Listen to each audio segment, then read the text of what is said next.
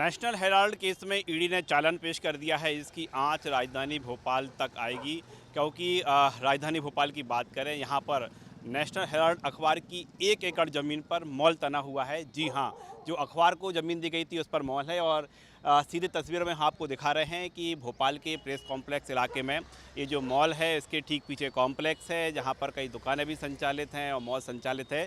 दरअसल ये जो ज़मीन है, ये उसी अखबार की है जो को लेकर ईडी ने चालान पेश किया है। और इस अखबार की बात करें, 1981 में 1 लाख रुपए में 1 एकड़ ज़मीन नेशनल हेराल्ड अखबार को दी गई थी। कांग्रेस उस समय सरकार थी मध्य प्रदेश में, उसकी ओर से दी गई थी। और यहाँ से अखबार का संचालन भी होता था, यहाँ से प्रकाशन भी उसका होता था।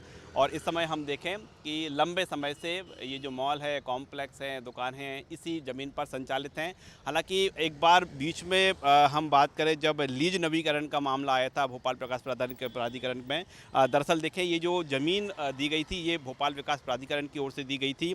और 2011 में जो लीज इसकी समाप्त होने वाली थी, ऐसे में जो अखबार के संचालन की जो कंपनी है, उसकी ओर से लीज रीन्यू करने का आवेदन पहुंचा था। और तब भोपाल विकास प्राधिकरण ने जांच की। जांच में सामने आया कि लीज के नियम है, उसका उल्लंघन हुआ है। लीज के नियम ये थे कि इस ज़मीन से केवल अखबार का प्रकाशन होगा, इसके साथ ही किसी तरह की कोई व्यावसायिक गतिविधियां संचालित नहीं होंगी। लेकिन जब जांच हुई तो सामने आया कि न सिर्फ व्यावसायिक गतिविधियां संचालित हो रही हैं, बल्कि ज़मीन बेच दी गई है। और रिपोर्ट एक सामने आई थी जिसमें 2007 से 2009 के बीच ज़मीन बेचने का जिक्र हुआ था।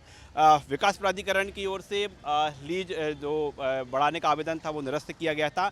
इसके साथ ही जो 30 साल के लिए 1981 में लीज दी गई थी, उसे निरस्त करने की कार्रवाई भी भोपाल विकास प्राधिकरण की ओर से की जा रही थी। इसी बीच हम यहाँ पर जो कॉम्प्लेक्स है, यहाँ पर जो दुकानें हैं, जो मॉल संचालित है, इनकी ओर से याचिकाएं लगी थी। पूरा मामला कोर्ट पहुँचा था।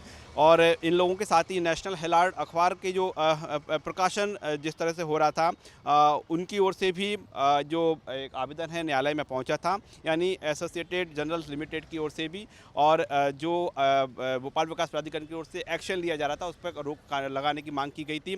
पूरा मामला है फिलहाल कोर्ट में लंबित है।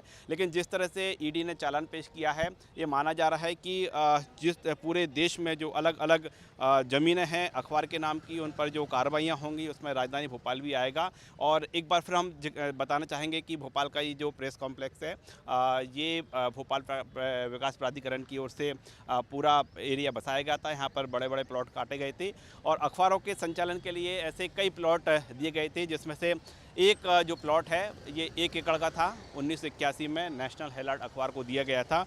और अब जब इस पर जो न सिर्फ व्यावसायिक गतिविधियां संचालित हो रही हैं, बल्कि ये ज़मीन बेच दी गई है।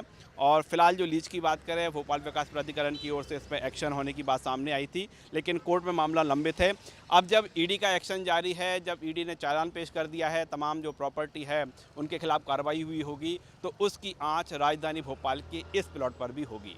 कैमरामैन संजय के साथ राकेश चतुर्वेदी, लल्लूराम.com, भोपाल।